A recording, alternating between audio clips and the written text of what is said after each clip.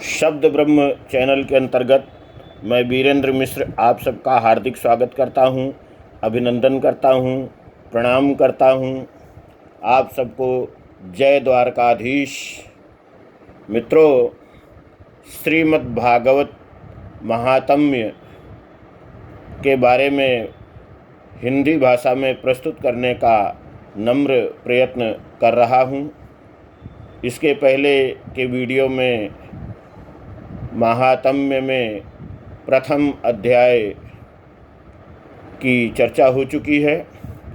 अब द्वितीय अध्याय के बारे में हम प्रस्तुत करने का नम्र प्रयत्न करता हूं। आशा है कि आपको ये पसंद आएगा।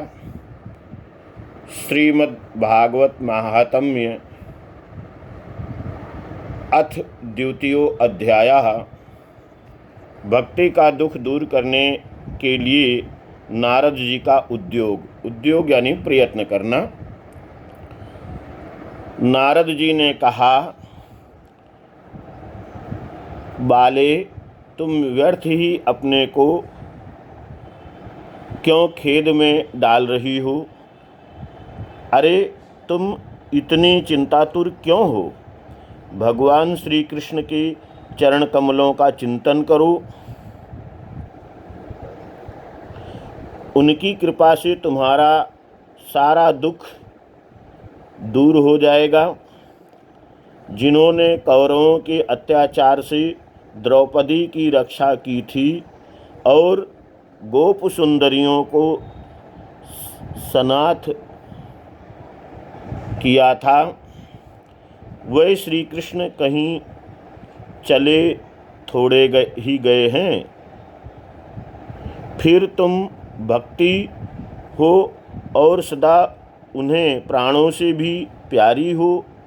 तुम्हारे बुलाने पर तो भगवान नीचों के घर में भी चले जाते हैं।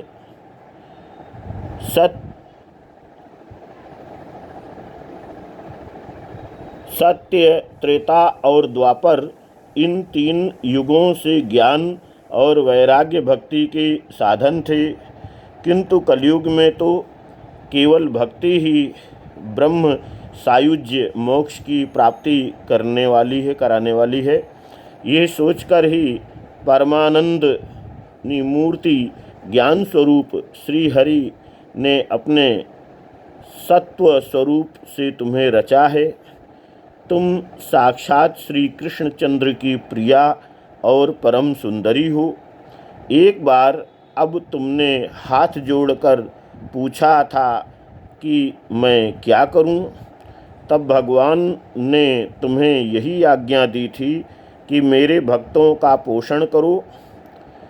तुमने भगवान की ये आज्ञा स्वीकार कर ली। इससे तुम पर श्री हरि बहुत प्रसन्न हुए और तुम्हारी सेवा करने के लिए मुक्ति को तुम्हें दासी के रूप में दे दिया और इस ज्ञान वैराग्य को पुत्रों के रूप में तुम अपने साक्षात स्वरूप से वैकुंठ धाम में ही भक्तों का पोषण करती हो। भूलोक में तो तुमने उनकी पुष्टि के लिए केवल छाया रूप धारण कर रखा है। तब तुम मुक्ति, ज्ञान और वैराग्य को साथ लिए पृथ्वी तल पर आई और सत्ययुग से द्वापर पर्यंत बड़े आनंद से रहीं। कलयुग में तुम्हारी दासी मुक्ति पाखंड रूप रोग से पीड़ित होकर क्षीण होने लगी थी, इसलिए वह तो तुरंत ही तुम्हारी आज्ञा से वैकुंठ लोक को चली गई। इस लोक में भी तुम्हारे स्मरण करने से ही वह आती है और फिर चली जाती है, किंतु इन ज्ञान वैराग्य को तुमने पुत्र मानकर अपने पास ही रख छोड़ा है। फिर भी कलयुग में इनकी उपेक्षा होने के कारण तुम्हारे ये पुत्र उत्साहहीन और वृद्ध हो गए हैं। फिर भी तुम चिंता ना करो, मैं इनके नवजीवन का उपाय सोचता हूँ।